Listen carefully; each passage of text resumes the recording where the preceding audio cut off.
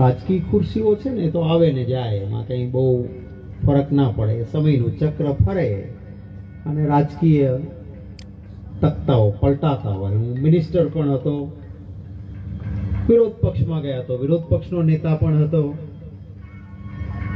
અગાઉ જિલ્લા પંચાયતનો સભ્ય હતો કે જિલ્લા પંચાયતમાં ઉપપ્રમુખ હતો, તો પંચાયતથી લઈને આજે પાર્લામેન્ટમાં છીએ તો પાર્લામેન્ટ સુધીની યાત્રા થઈ. આ બધી પરિસ્થિતિ પલટાતી રહે એ સત્તાની ખુરશીઓ કરતા લોકોના દિલમાં સ્થાન કાયમ ટકાવે ઈશ્વર તો એ મારા માટે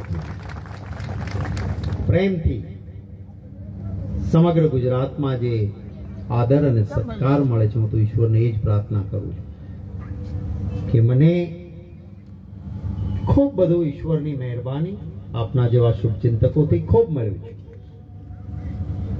અને તમામ જ્ઞાતિ વર્ગ ધર્મમાંથી પ્રેમ મળ્યો છે.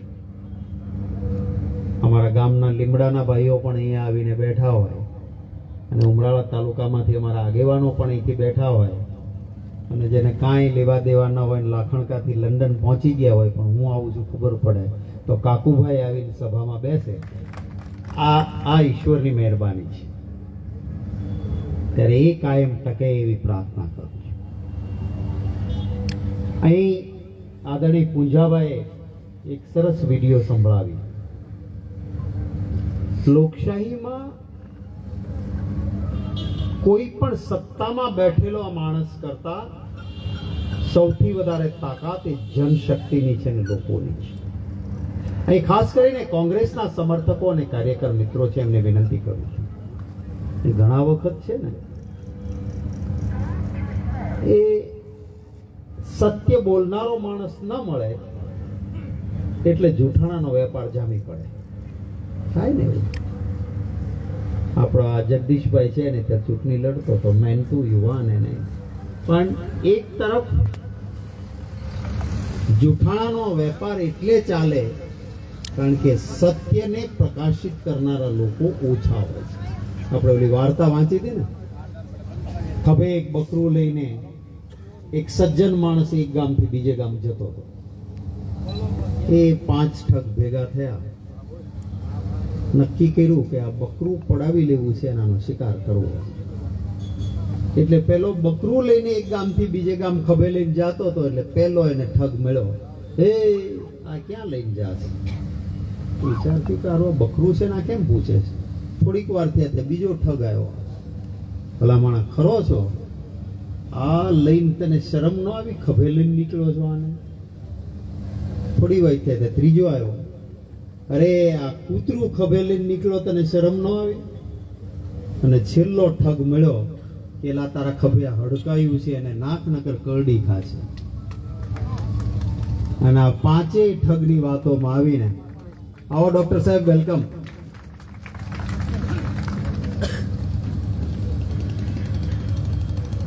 હું હમણાં જ કહેતો હતો કે અમારી આ મૂડી છે કે બધા જ મિત્રો રાજકીય બિન રાજકીયનો પ્રેમ મળ્યો છે.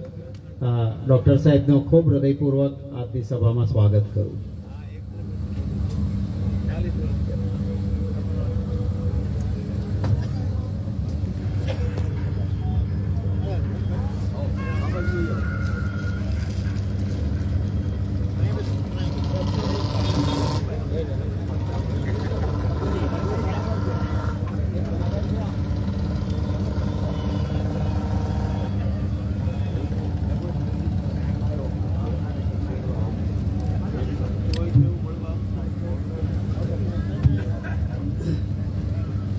તો હું આપને એ વાત કરતો હતો કે સાચું બોલનારાઓ જ્યારે ચૂપ રહે છે ત્યારે જૂઠાણાનો વેપાર ચાલતો હોય છે. પેલા 5 ઠગ ભેગા થયા અને છેલ્લે પેલા એ કીધું કે આ ખભે હડકાયું કૂતરું લઈને ક્યાં જાય છે? એટલે પેલા એ બકરાને કૂતરું સમજીને ફેંકી દીધું અને 5 ભેગા થઈને એનો શિકાર કર્યો. હવે આ 5 જણાની વચ્ચે એકાદો કોક ડોક્ટર કળથિયા સાહેબ જેવો સજ્જન માણસ મળી ગયો હોત અને એને કીધું હોત કે ચિંતા ન કરતો, લેજો હું હાથ ફેરવું, હા બકરું જ છે આ કૂતરું નથી, તો પછી એ વાળાની વાતમાં આવે. આ 5 ઠગની સામે એક સાચો બોલનારો મળી જાય તો જૂઠાણાનો વેપાર ચાલે નહીં. હું આપ સૌને વિનંતી કરું છું કે આ વાત લોકોની વચ્ચે સત્યની કરજો. પૂજાભાઈએ વિડીયો બતાવીને હમણાં આપને સંભળાવી, જરા પાછો વિચાર કરજો. હું ખેડૂત છું, કપાસ પકાવીએ છીએ અમે. સોનિયા ગાંધી ને મનમોહનસિંહજી વડાપ્રધાન હતા, એની આગેવાની વાળી સરકાર દિલ્હીમાં હતી. આજથી 2014માં એટલે 20 વર્ષ પહેલા કપાસ બધાએ 1400 થી 1500 રૂપિયામાં વેચ્યો તો 1400-1500 20 વર્ષ પહેલા. અને ત્યારે ભારતીય જનતા પાર્ટીના નેતાઓએ શું કહ્યું હતું? મેં 3 किसान की आय डबल कर दूंगा. કીધું હતું, हर साल आयु डबल हो जाएगी. હવે દર વર્ષે નહીં, 5 વર્ષે નહીં, પણ 2014 થી આ 2024 આવી 10 વર્ષે તો બમણી થવી જોઈએ. જો એને કીધું તું એ પ્રમાણે દર વર્ષે નહીં પણ 10 વર્ષે બમણી થાય તો જે કપાસ આપણે 1400 ને 1500 માં 20 કિલો વેચ્યો તો એ આ વખતે 2900 કે 3000 રૂપિયા 20 કિલોના મળવા જોઈએ કે નહીં? મળે છે કોઈને? ખર્ચ ડબલ જરૂર થઈ ગયો. એ સમયે 2014માં ડીઝલનો ભાવ હતો, આજે તમે ભાવ જોજો. ખાતરનો ભાવ હતો ને આજનો ભાવ જોજો. અરે જંતુનાશક દવા આપણે ખેતરમાં નાખીએ છીએ, એના ઉપર 28% જીએસટી નાખ્યો. 28%. તમે 100 રૂપિયાની દવા લેવા જાઓ, 28 રૂપિયા જીએસટી ભરવો પડે છે. ક્યાંય ટ્રેક્ટર લેવા જાઓ તો દુકાને પૂછજો કે ટ્રેક્ટરની કિંમત શું છે અને એની ઉપર ટેક્સની કિંમત શું છે. આપણો દેશ એક ખેતી પ્રધાન દેશ છે, ઉદ્યોગ પ્રધાન દેશ નથી. અને એટલે ખેતીને પ્રાધાન્ય હંમેશા સરકારોએ આપ્યું છે. હું ઉદ્યોગનો વિરોધી નથી, પણ ખેતીના ભોગે ઉદ્યોગ ન હોવો જોઈએ. આપણી કોંગ્રેસની સરકાર હતી, આપણે નિર્ણય કરેલો કે ગામે ગામ જે ગૌચર છે એ ગાયો માટે અનામત રહેવા જોઈએ અને ગૌચર ઓછું ન થવું જોઈએ. કદાચ ક્યાંક સરકારને જરૂર પડે તો વધારે ગૌચર છે કે નહીં એ નક્કી કરવાનો અધિકાર સરકારને નહીં, ગ્રામ પંચાયતની આખી ગ્રામ સભાએ ઠરાવ કરવો પડે કે અમારી પાસે આટલું ગૌચર વધારે છે અને આ કામ માટે, આ ઉદ્યોગ માટે અથવા કોઈ પબ્લિક વર્ક માટે આપો તો અમને વાંધો નથી. એ થાય એ પછી જ ગૌચર ઓછું થતું. કચ્છમાં અદાણીને જમીનો આપવાની હતી, મોટા મોટા અધિકારીઓએ તો પૈસા લઈ લીધા, પણ ગામમાં માણસ છે ને એ નીતિમત્તા વાળો છે, એને ઉદ્યોગપતિ ખરીદી નહીં શકે. એને એમ વિચાર્યું કે ગાયના મોઢાનું તણખલું ન ખપે, ગાયના મોઢાનું તણખલું ખાઈ તો ભગવાનના દરબારમાં હું જવાબ દઈશું.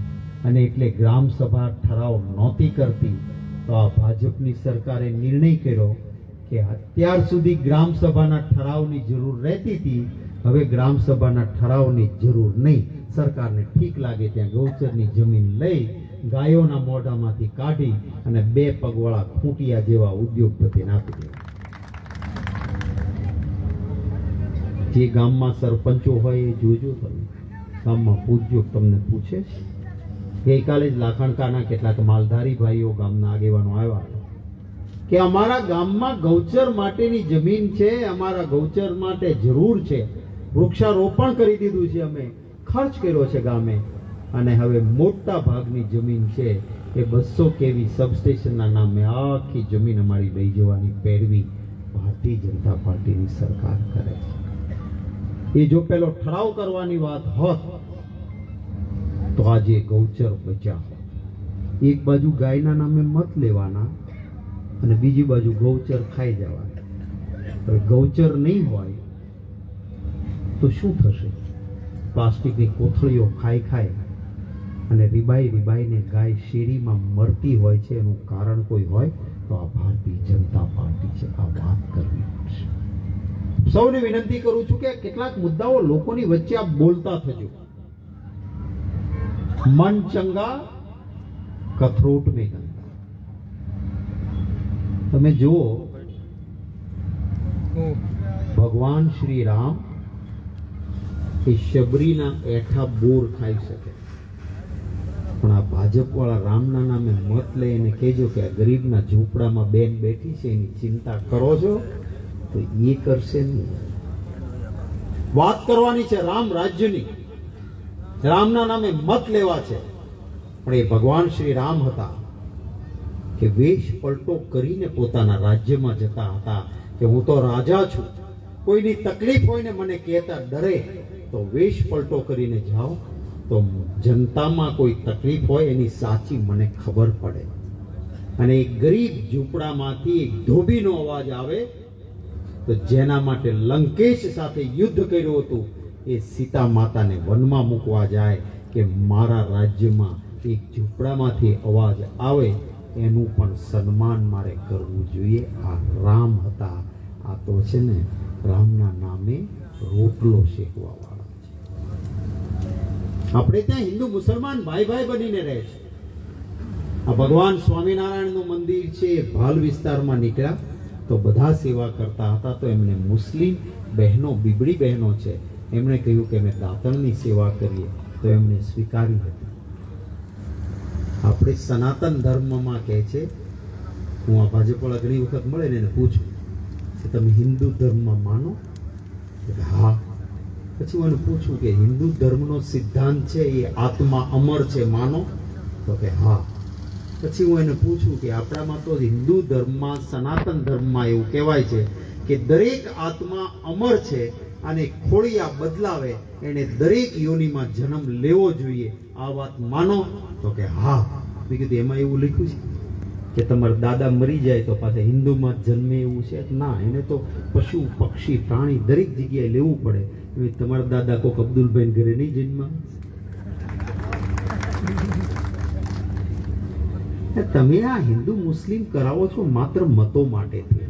મારો હિન્દુ ધર્મ કીડી ચટકો ભરતી હોય ને તો એને કીડિયારું પૂરવા જવાનું, આ સાચો હિન્દુ ધર્મ છે.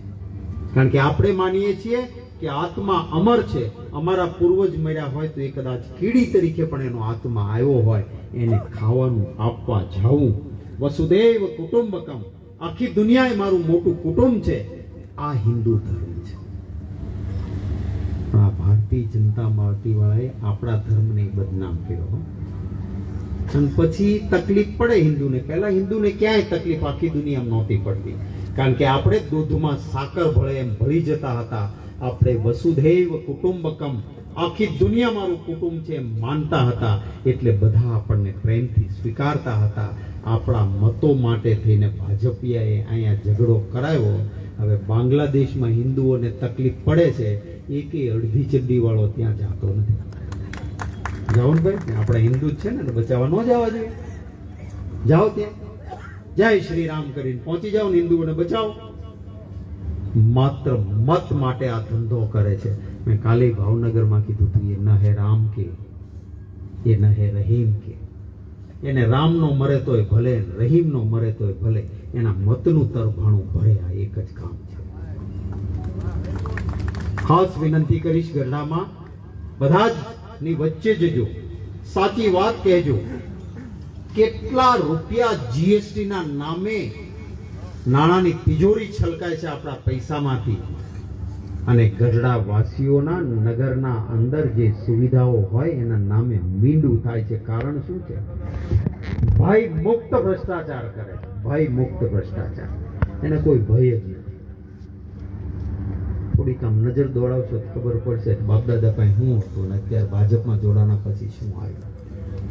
નજર કરજો, ક્યાંય ગયા હતા પરસેવો પાડવા? ખેસ ભાજપનો પહેરી લે એટલે બધા અવળા ધંધા કરવાની છૂટ. પરીક્ષાનું નીટનું પેપર ફોડનારો કોણ મળ્યો? તો કે ભાજપનો હોદ્દેદાર મળ્યો. સુરતમાં ડ્રગ્સ લઈ જઈને આખા યુવાનોને બરબાદ કરનારો, એ ડ્રગ્સમાં જે પકડાયો એ કોણ હતો? કે ભાજપનો કાર્યકર હતો ને એનો તો નેતાઓ સાથે ફોટાઓ હતા. મહેસાણામાં એક નાની બાલિકી દીકરી ઉપર બળાત્કાર કરનારો પકડાયો. કોણ હતો? તો કે ભાજપનો મહામંત્રી હતો. દાહોદમાં એક પ્રિન્સિપાલ એક નાની દીકરીને ઉપર અત્યાચાર કરે, દીકરી ચીસો નાખવા માંડી તો એનું ગળું દબાવ્યું અને સાવ નાની બાળકી મૃત્યુ પામી. એ પ્રિન્સિપાલ કોણ હતો? તો કે ભાજપની વિચારધારાનો પ્રચારક હતો. એટલે આવા મોટા મોટા ગુના કરનારા છે ને છોડી દેવાના, અને ક્યાંક બિચારો કોઈક નાનો માણસ આવ્યો હોય. આ અમરેલીમાં પાટીદારની દીકરી, એનો ગુનો શું હતો? અરે ટાઈપ કરનાર વ્યક્તિ બેઠી હોય એની પાસે તો જે કાગળ જઈને મૂકે ટાઈપ કરી દે, એને ટાઈપ કરવાનું. એનો વરઘોડો કઢાય ખરો રૂડું કાઢો ને. આ ખ્યાતિ હોસ્પિટલમાં એટલા બધા લોકોને મારી નાખવાનું પાપ કરનાર મોટા મોટા લોકો હતા, પણ એમાં તો ભાજપ વાળાના હપ્તા આવતા હતા. એનો વરઘોડો નહીં નીકળે, એને ત્યાં બુલડોઝર નહીં થાય. સાબરકાંઠામાં કરોડો રૂપિયા નાના માણસોના એકના 3 કરી દેવાના છે એમ કહીને ભેગા કર્યા. કોકને કીધું એકના 5 થઈ જશે. કરોડો રૂપિયા લોકોના લૂંટી લીધા. ભાજપનો એક કાર્યકરને આગેવાન હતો. કાઢો ને વરઘોડો એનો વરઘોડો નહીં કાઢ્યો. પણ નાનો બિચારો કોઈ ગરીબ માણસ હશે તો એને મારી મારીને ટાંટિયા ભાંગી નાખવાના, એના વરઘોડા કાઢવાના. તો એમને કહીશ કે ભૂખ્યા જનોનું જઠરાગ્નિ જાગશે, ખંડેરને ભસ્મ કરાવી. ગરીબ માણસની હાય ખાલી થઈ છે. ઘણી બધી વાતો અહીં થઈ છે, સમય પણ થયો છે. આપ સૌનો ખૂબ આભાર માનું છું. મોડી રાત સુધી બધા ઉપસ્થિત રહ્યા, આપનો આભાર માનું છું. અને આવતા દિવસોમાં હજી વધુ લોકો સુધી વાત લઈને જજો. ક્યારેય ડીઝલ અને પેટ્રોલનો ભાવ સરખો નહોતો. ડીઝલ હંમેશા સસ્તું રહેતું હતું, કારણ કે સામાન્ય માણસ બસમાં બેસીને જાય કે ખેતી કરનારો ખેડૂત ટ્રેક્ટર ચલાવતો હોય કે ટેમ્પો વાળો હોય, એને ડીઝલ હોય. એટલે ડીઝલ હંમેશા આપણી સરકારોમાં સસ્તું રહેતું હતું. આ ડીઝલ અને પેટ્રોલ ભેગું કર્યું અને 100 રૂપિયે ભાવ ચડાયો. ખેતીની આવક બમણી નહીં, ખર્ચ બમણો કર્યો. આની ચર્ચા તો કરજો બધા સાથે, એટલી વિનંતી કરું છું. અને ગઢડા નગરપાલિકાની ચૂંટણી આવે એટલે જેનું જ્યાં લાગતું વળગતું હોય એમાં મદદરૂપ બનજો. સેતુ બનતો હતો ને, એમાં મોટા મોટા હતા એ પર્વતો લાવીને મોટા નાખતા હતા. એ સુગ્રીવ હોય કે જાંબુવન જેવા, પણ એક પક્ષી ચાંચમાં પાંદડું લઈને નાખતું હતું અને ખિસકોલી ધૂળમાં આળોટી પાછી સેતુ ઉપર જઈને આડી પડતી હતી. કોઈ કે તું આ શું કરસ? મારી પાસે બીજી શક્તિ નથી, ધૂળ માળોટું, થોડીક ધૂળ ભેગી થાય ત્યાં જઈને ફરીને આડી પડું તો ચપટી ધૂળ માળાથી પણ ત્યાં પહોંચે. આ હોતા એમ એક મત અપાવી શકતા હોય, એક મતની કોશિશ કરે કે આખા